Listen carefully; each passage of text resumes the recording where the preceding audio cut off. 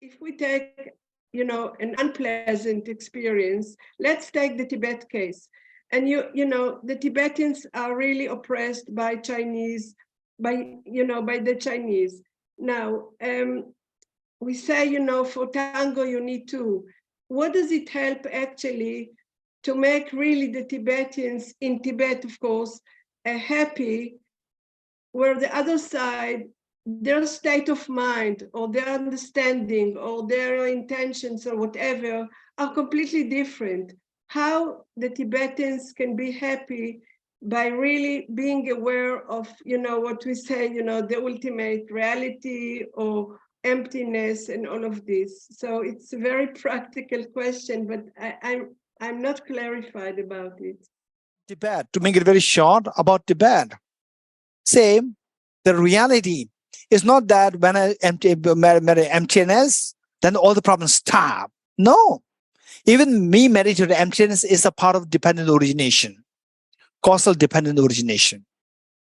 Say, and causal dependent origination, but because of the karma. What karma?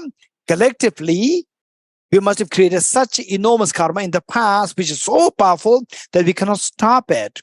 So that our opposition, CCP, is so powerful that we cannot really fight back.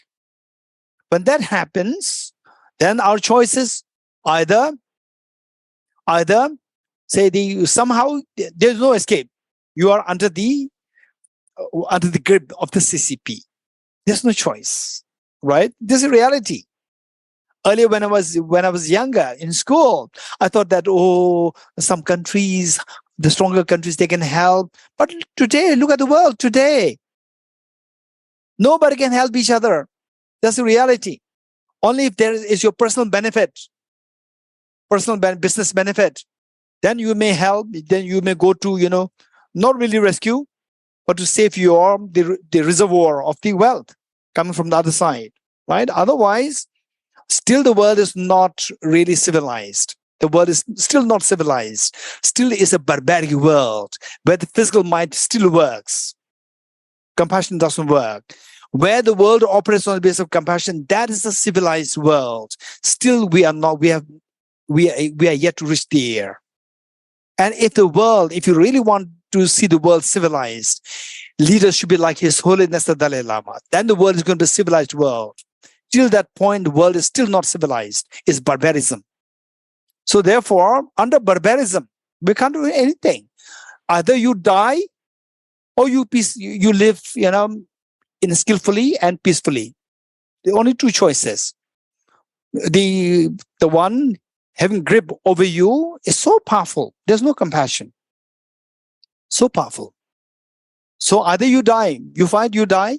You are too small in number. Others huge, 1 billion. And you are just 6 million. They will just do like this. Finish. You die. Or you continue you think of the longer term, not just immediate 10 years, 20 years, 30 years, 40 years, 100 years. You think longer term. Anytime this CCP can break, fall apart. Today, the news is coming.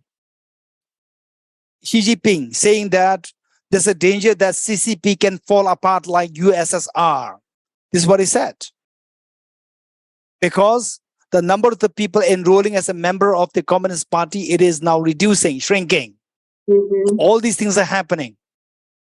Because of this, the point is that we have to think of long term, not just immediate. Oh, why, the Tibetans are suffering. And in a way, there are a lot more discussions, which can be very scary for the world, not only for Tibet. Scary for the world is very scary. Because Tibet was not protected, now the neighboring countries are suffering. Because Tibet was not protected. If Tibet was protected, neighboring countries can relax. Tibet will continue to face this CCP. Now Tibet is under CCP, now you are with the CCP. This is a problem. So therefore, the point is that either you die, this is dependent origination, either you die or you think of long term. For the long term, we should be skilled. So knowing the dependent origination, so like His Holiness the Dalai Lama, extremely compassionate, making sure that the Tibetans inside they are protected, Tibetans outside are protected, and that the most important thing is that finally that our culture is very important. So the culture should be preserved. He was doing amazing work. He's doing amazing work, which even the free countries, they cannot do, is what he's doing. So look at the Tibetan people. You don't see any Tibetan people who are left uneducated. It's amazing. And where there's, so it is all because of his compassion. Just imagine he's the leader of the world. He's the leader, the top leader of the world. He's one whose instructions everybody is to follow. The world is going to be heaven. Okay, thank you. Absolutely. Thank you very much.